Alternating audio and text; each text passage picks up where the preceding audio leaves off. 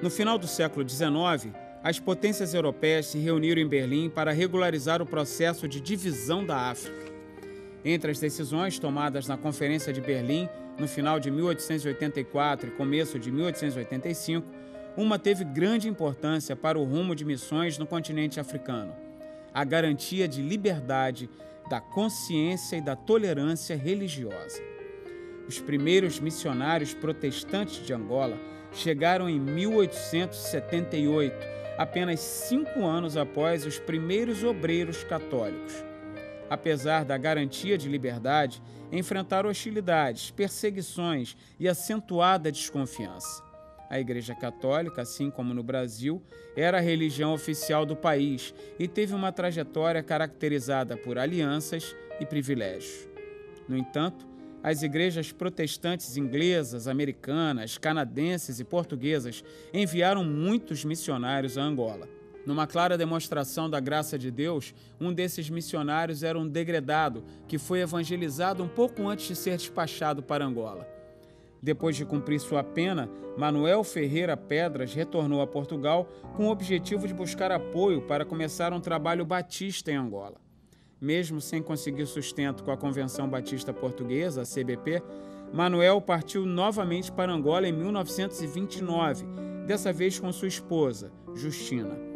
O casal fixou residência em Nova Lisboa, hoje Huambo, onde Manuel passou a ser fazedor de tendas como funileiro.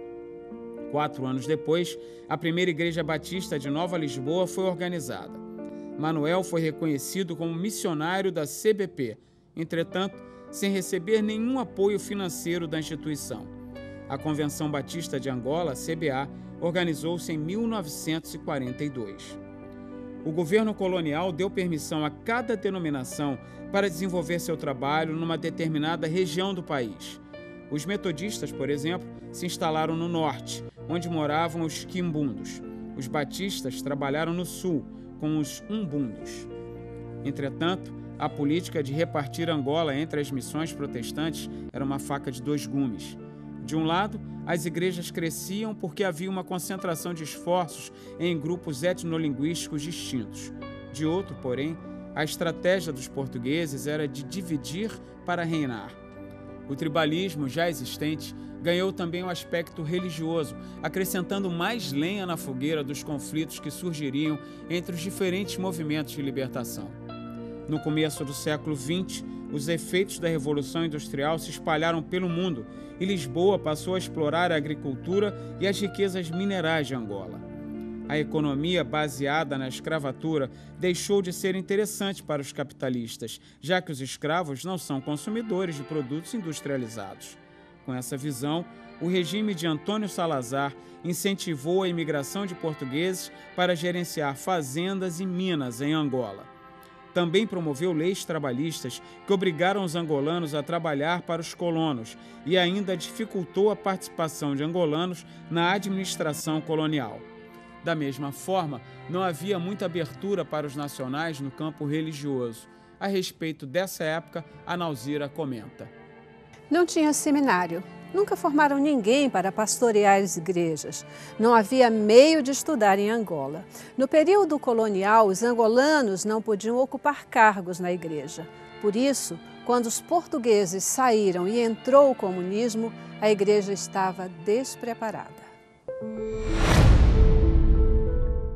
Nas décadas de 50 e 60, quando outras colônias africanas ganhavam a independência dos países europeus, o ditador Salazar se encontrava na contramão da história. Seguindo uma política autoritária, ele passou a chamar suas colônias de província ultramar. Desse clima de repressão, surgiram os movimentos guerrilheiros de libertação em Angola, Moçambique e Guiné-Bissau. A guerra pela independência havia começado.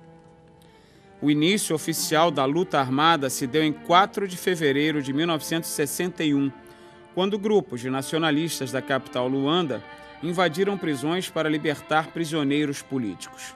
A repressão era tanta que as notícias do conflito chegaram à imprensa internacional somente 5 semanas depois, quando grupos de camponeses revoltados invadiram fazendas no norte de Angola, matando muitos fazendeiros portugueses.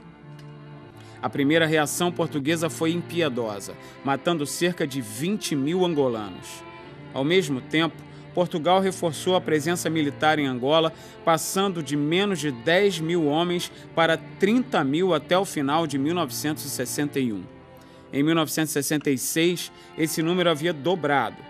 No ano anterior ao da independência, 1974, havia 65 mil soldados portugueses em Angola. A luta anticolonial angolana dividiu-se em 3 grupos principais, que refletiam diferenças étnicas e ideológicas. O Movimento Popular de Libertação de Angola, o MPLA, era predominantemente de etnia quimbundo. Parte das elites intelectuais do MPLA tinham tendências marxistas. A Frente Nacional para a Libertação de Angola, a FNLA, era anticomunista e sustentada pelos Estados Unidos e pelo ex-Zaire, com suas bases na etnia Bakongo, no norte do país. A União Nacional para a Independência Total de Angola, a UNITA, começou com orientação maoísta. Seu líder, Jonas Savimbi, recebera treinamento político e militar na China no começo dos anos 60. E depois se tornou anticomunista, ganhando o apoio da África do Sul e dos Estados Unidos. Era composta predominantemente da etnia Umbundo, no centro e no sul do país. Foi nessa região que a Nausira trabalhou durante os 17 anos que passou em Angola. É interessante notar que as missões protestantes tiveram um papel importante nos movimentos de independência organizados, pois estas foram das poucas instituições que investiram na educação da população africana. O ensino fazia parte da estratégia de evangelização e multiplicação de discípulos. Os 3 líderes dos principais movimentos de libertação de Angola foram contemplados com bolsas de estudos no exterior, concedidas ou mediadas por alguma missão. Antônio Agostinho Neto, do MPLA, ganhou uma bolsa de estudos da Igreja Metodista para cursar medicina em Portugal. Jonas Savimbi estudou Ciências Sociais e Políticas em Lausanne, na Suíça, com o apoio da Igreja Evangélica Congregacional. Holden Roberto, líder da FNLA, cresceu e estudou em Leopoldville, no Congo, com o apoio dos batistas.